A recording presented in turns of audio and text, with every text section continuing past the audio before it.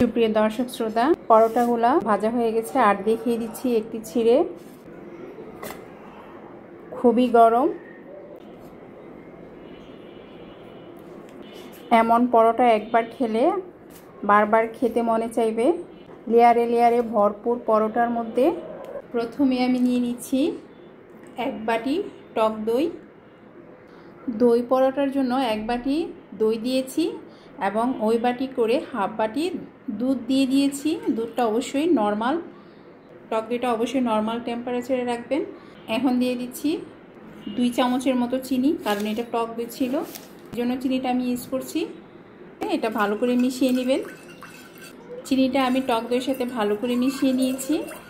আমি যে বাটিতে করে দই নিয়েছি ওই বাটিতে করে 2 বাটি ময়দা দিয়ে দিব। 2 বাটি দিয়েছি টোটাল। এখন দিয়ে দিচ্ছি স্বাদ মতো লবণ। এখন ভালো করে এটা মেখে নিব। আমি 2 টেবিল চামচ তেল দিয়ে দিচ্ছি।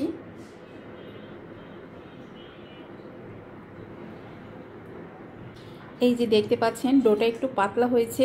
এখন আমি আরও কিছু ময়দা দিয়ে এটাকে একটু শক্ত করে নিব। আর যদি শক্ত হয় সেক্ষেত্রে নর্মাল পানি বা নর্মাল দুধ দিয়ে ডোটাকে ঠিক করে নেবেন। ডোটা বেশি শক্ত করা যাবে না, ডোটাকে আবার পাতলাও করা যাবে না। ডোটা দেখতে পাচ্ছেন কেমন হয়েছে। এখন আমি সামান্য একটু তেল মেখে কিছুক্ষণের জন্য রেস্টে রেখে দিব। আমার ডোটা কিন্তু একেবারে নরমও হয়ে যায়নি আবার শক্তও হয়ে যায়নি। এখন আমাকে একটি মিশ্রণ তৈরি করে নিতে হবে। তার জন্য 2 চামচ কর্নফ্লাওয়ার আর তেল দিয়ে একটি মিশ্রণ তৈরি করে নিয়েছি। আমি ডোটা কিছুক্ষণের জন্য রেখে দিয়েছিলাম। দেখতে পাচ্ছেন ডোটা কতটা সফট হয়েছে। আমি আর একটু মতি নিচ্ছি। এখন লিচি কেটে নিব, রুটি বেলে নিব। সুপ্রিয় দর্শক শ্রোতা, এখন আমি এখানে রুটিটা বেলে নিব তেল দিয়ে। এখানে কোনো ময়দা ইউজ করা যাবে না। অবশ্যই ভালো করে তেলটা মেখে নিতে হবে। এভাবে রুটিটা বেলে নিতে হবে। রুটিটা বেলতে হবে একেবারে পাতলা করে। এখানে কোনো ময়দা ইউজ করা যাবে না, তেলের উপরেই রুটিটা এভাবে বেলে নিতে হবে। আমি রুটিটা বড় করে বেলে নিয়েছি। এখন যে মিশ্রণটা তৈরি করেছি এই মিশ্রণটা দিয়ে দিব।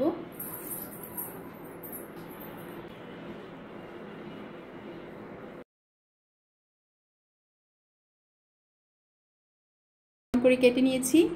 এখন সবগুলো লেয়ার এভাবে লাগিয়ে দিব।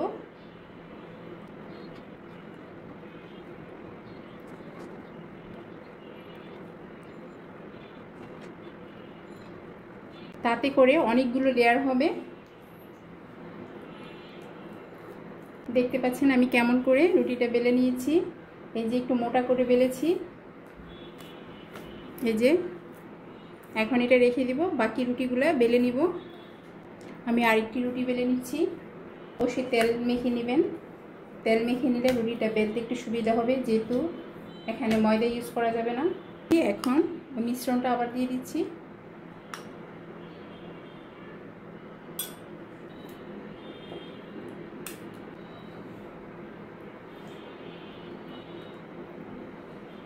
রুটিটাকে আমি আবার আগের মতো করে নিচ্ছি। এটাকে এভাবে করে নিতে হবে। এখন আমি আবার বেলে নিব। দিয়ে দিয়েছি।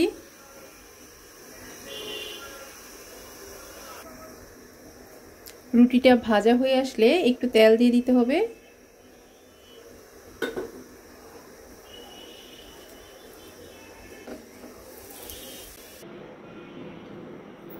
এখন আরেকটা দিয়ে দিচ্ছি। চুলাটা লো হিটে রাখতে হবে, রুটিগুলো পুড়ে যাবে না হয়।